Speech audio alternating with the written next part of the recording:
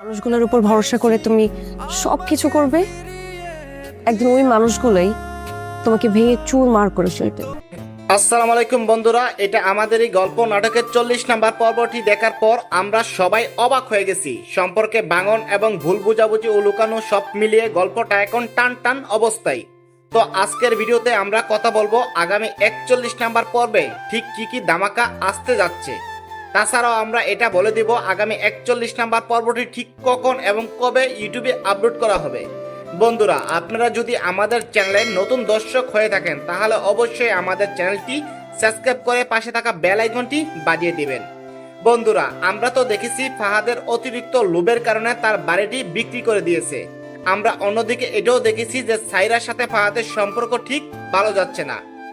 বাধ্য হয়ে ফাহাদের বাবা মা কিন্তু বাড়ি থেকে চলে যায়।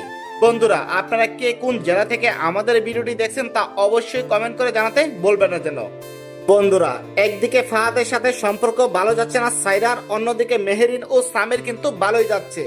আবার মেহেরিনের অফিসের বস কিন্তু মেহেরিনের সাথে অনেকটা খারাপ ব্যবহার করছে তার সাথে সম্পর্ক করার জন্য। আচ্ছা বন্ধুরা, আপনাদের কি মনে হয় মেহেরিন কি এই সম্পর্কে রাজি হবে? সামিরকে ছেড়ে দিয়ে মেহেরিন কি অফিসের বসের সাথে সম্পর্ক করবে? আচ্ছা বন্ধুরা, আগামী 41 নাম্বার পর্বটি হতে যাচ্ছে আরো ধামাকা। আপনারা কারা কারা আগামী 41 নাম্বার পর্বটি সবার আগে দেখতে চান তারা অবশ্যই কমেন্ট করে জানাবেন। বন্ধুরা, আমাদের আজকের ভিডিওটি এই পর্যন্তই। ভিডিওটি কেমন লেগেছে তা কমেন্ট করে জানাতে অবশ্যই বলবেন না যেন। আর আমাদের ছোট্ট চ্যানেলটি এখনো যারা সাবস্ক্রাইব করেন নাই তারা অবশ্যই সাবস্ক্রাইব করে রাখবেন। তো সবাই ভালো থাকবেন, সুস্থ থাকবেন। দেখা হবে আরো একটি নতুন ভিডিওতে। আল্লাহ হাফেজ।